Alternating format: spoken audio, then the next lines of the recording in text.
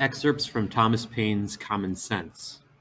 Society in every state is a blessing, but government, even in its best state, is but a necessary evil. In its worst state, an intolerable one.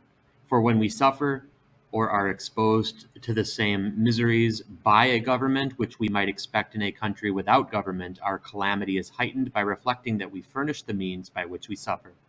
Government, like dress, is the badge of lost innocence. The palaces of kings are built upon the ruins of the bowers of paradise.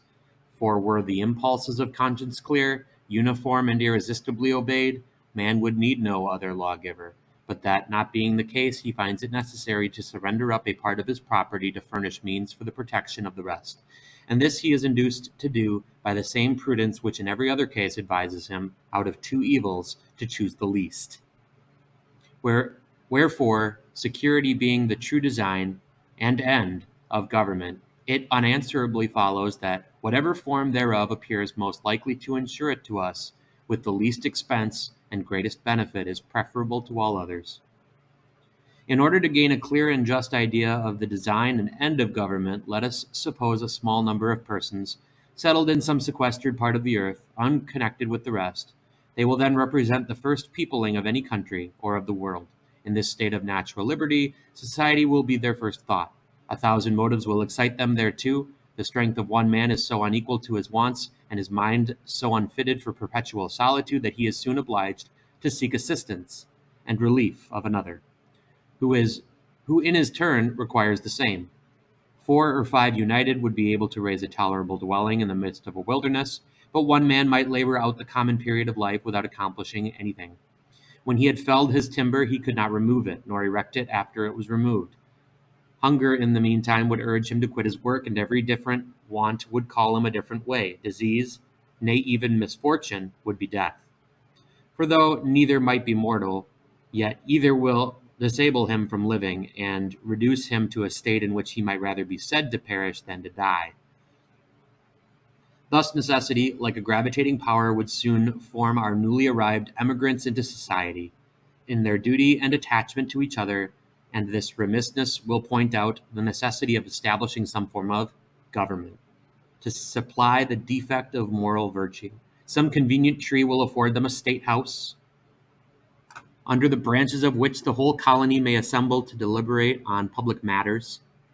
It is more than probable that their first laws will have the title only of regulations, and be enforced by no other penalty than public disesteem. In this first parliament, every man by natural right will have a seat. Volumes have been written on the subject of the struggle between England and America. Men of all ranks have embarked in the controversy, from different motives and with various designs, but all have been ineffectual, and the period of debate is closed. Arms, as the last resort, decide the contest. The appeal was the choice of the king, and the continent has accepted the challenge.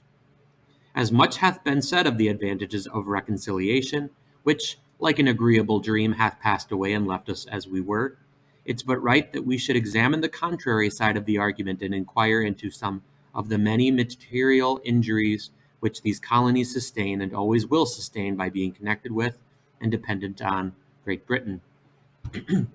To examine that connection and dependence on the principles of nature and common sense, to see what we have to trust to, if separated, and what we are to expect, if dependent. I have heard it asserted by some that as America has flourished under her former connection with Great Britain, the same connection is necessary towards her future happiness, and will always have the same effect. Nothing can be more fallacious than this kind of argument. We may as well assert that because a child has thrived upon milk, that it is never to have meat, or that the first 20 years of our lives is to become a precedent for the next 20. But even this is admitting more than is true. For I answer roundly that America would have flourished as much and probably much more had no European power taken any notice of her. The commerce by which she hath enriched herself are the necessaries of life, and will always have a market while eating is the custom of Europe. But she's protected us, say some, that she hath engrossed us is true, and defended the continent at our expense as well as her own is admitted. And she would have defended Turkey from the same motive, is for the sake of trade and dominion. Alas, we have been long led away by ancient prejudices and made large sacrifices to superstition.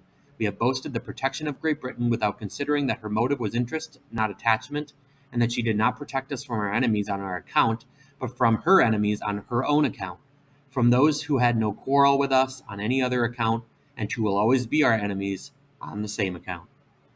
But Britain is the parent country, say some. Then the more shame upon her conduct. Even brutes don't devour their young, nor savages make war upon their families.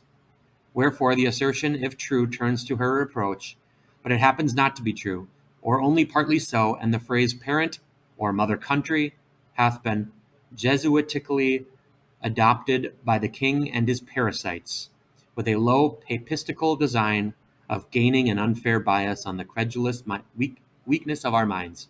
Europe, and not England, is the parent country of America. This new world hath been the asylum for the persecuted lovers of civil and religious liberty from every part of Europe. Hither have they fled, not from the tender embraces of the mother, but from the cruelty of the monster. And it is so far true of England that the same tyranny which drove the first emigrants from home pursues their descendants still. I challenge the warmest advocate for reconciliation to show a single advantage that this continent can reap by being connected with Great Britain. I repeat the challenge, not a single advantage is derived. Our corn will fetch its price in any market in Europe, and our imported goods must be paid for, buy them where we will.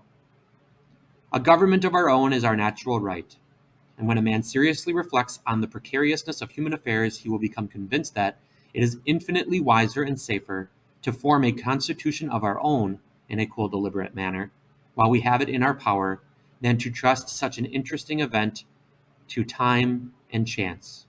If we omit it now, some, Massanello, may hereafter arise, who, laying hold of popular disquietudes, may collect together the desperate and discontented, and, by assuming to themselves the powers of government, may sweep away the liberties of the continent like a deluge.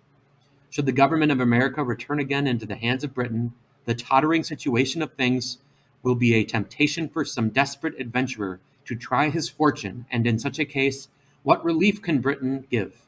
Ere she could hear the news, the fatal business might be done, and ourselves suffering like the wretched Britons under the oppression of the conqueror. Ye that oppose independence now, ye know not what ye do. Ye are opening a door to eternal tyranny by keeping vacant the seat of government.